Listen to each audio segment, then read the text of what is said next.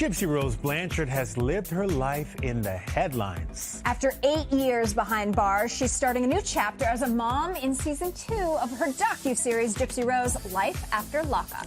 Gypsy Rose and her boyfriend Ken opened up to Wilmar Fuji about their emotional journey.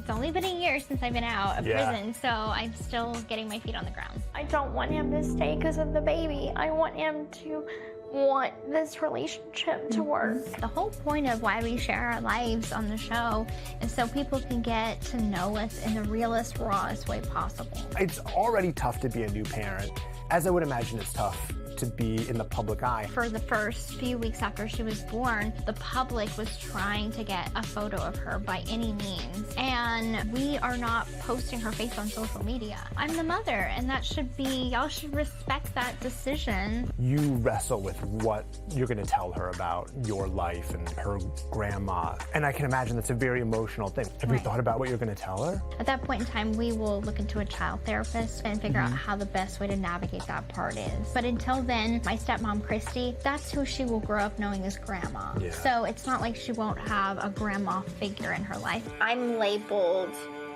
a loose woman, a hoe. Did you feel like there's a biggest misconception about you that people might have? Oh, absolutely. I think there's many misconceptions about me. What is it? Yes. The fake baby, the baby being fake, and her pregnancy was staged. Every week there's a new one. That's a real thing that people thought? That's a real on TikTok, one. it's a rumor that the pregnancy was fake, the baby is a doll. We also see Ryan in the documentary. Where does your relationship stand, if there's any relationship at all? We're still trying to navigate that sort of legal route of how do we fully close this chapter of our life. So now that that is over and done with, we won't have any communication. He's healing. I wish him the best. Yeah. We have a new child to raise.